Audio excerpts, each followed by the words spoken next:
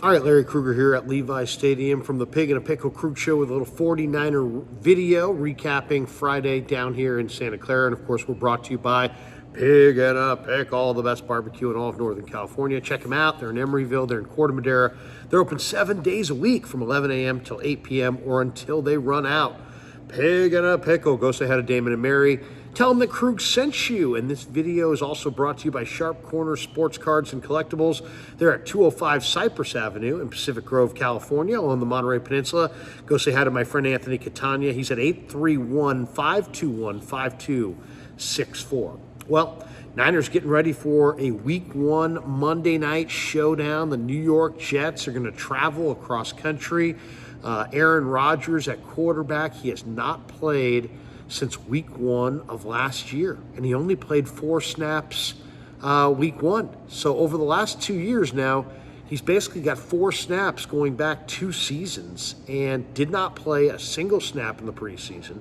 According to the reports, he looked really, really good in training camp, but he didn't play in the preseason. So what are we going to see from Aaron Rodgers on Monday night?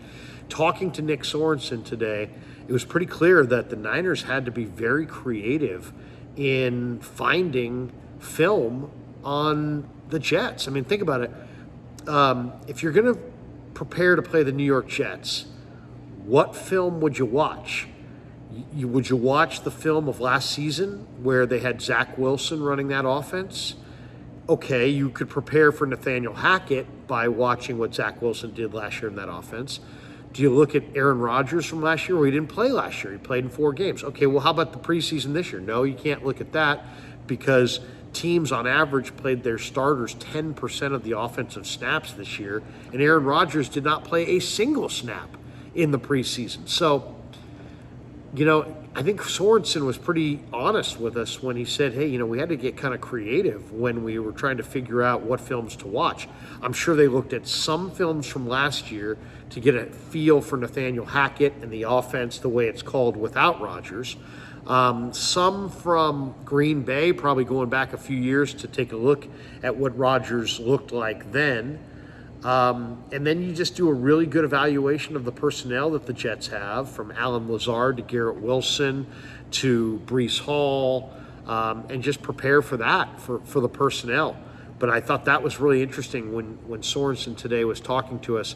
You know, you could tell they had a little bit of a predicament as far as which films to watch because he didn't play in the preseason and he didn't play really all of last year.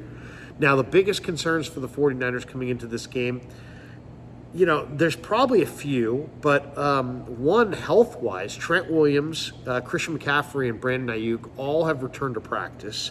They're all expected to go. Now, we talked to Chris Forster today. Forster made it seem 100% like Trent was going to go.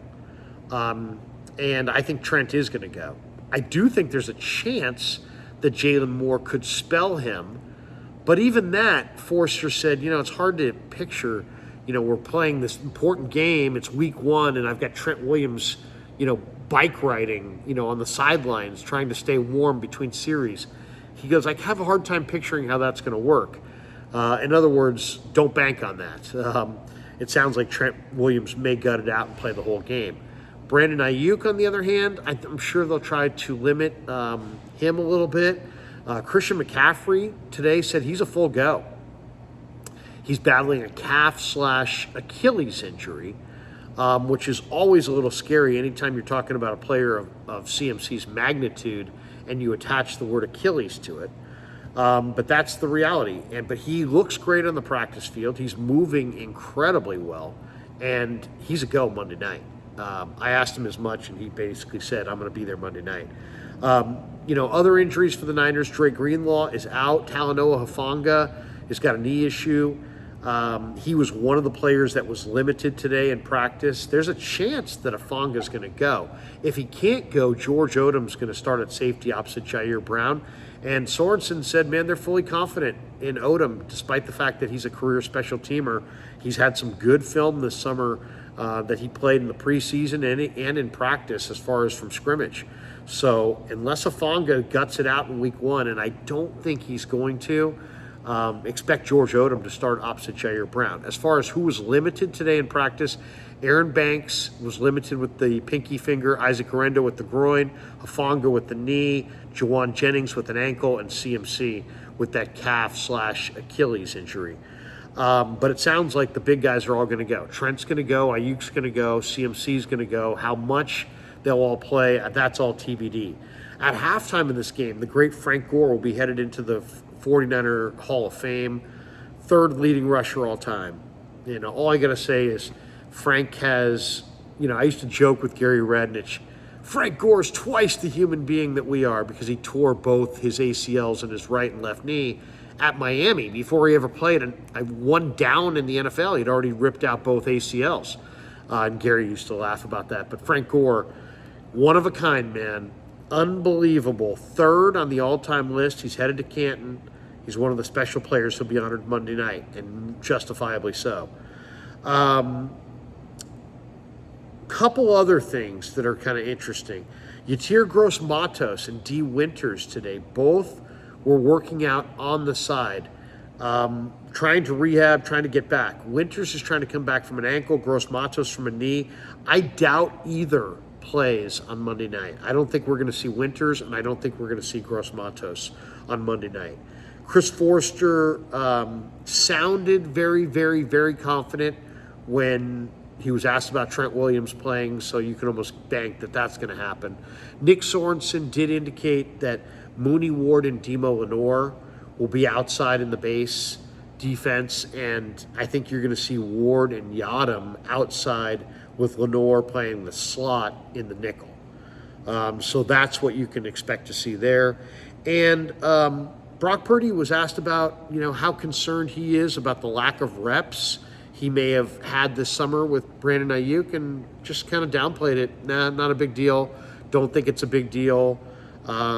He likes the reps. He feels like he's in lockstep with his receivers, and he feels good. He feels good. Brock feels good going into the Monday night opener, despite the fact that he hasn't had a lot of time with Brandon Aiyuk. Now, Purdy did admit to us that, Aiyuk and Purdy got together in a morning session designed to just get on the same page a couple days ago. And so him and Aiyuk were out there when Aiyuk was still kind of in that kind of conditioning mode, but they got some quality time to kind of talk through some routes and talk through. I mean, it's the old saying. It's like, if we're both right, we're right. If we're both wrong, we're right. Where we're wrong is if you're right and I'm wrong.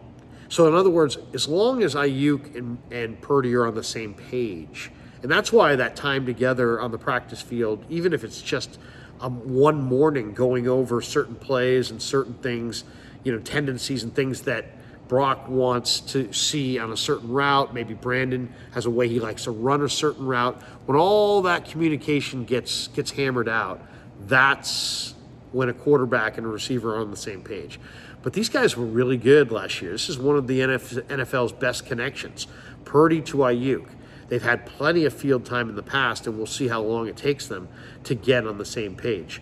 So that's a wrap from here in Santa Clara, where I'm going to be doing Niners Nightly tonight on KMBR, on KMBR's YouTube platform from 6 to 7 o'clock. The great Jody Mack is going to be in the house, and we'll talk a little bit about the Jets and the Niners with one of the Jets' biggest fans from WIP, WFAN, CBS Sports Radio. I love Jody Mack. He'll join us tonight at 6 o'clock. Don't miss it. Niners Nightly on The Sports Leader. Thanks to Pig and a Pickle for being the title sponsor of The Krug Show. Thanks to Sharp Corners, Sports Cards and Collectibles for sponsoring this video. And thanks to all of you guys for supporting The Krug Show on YouTube.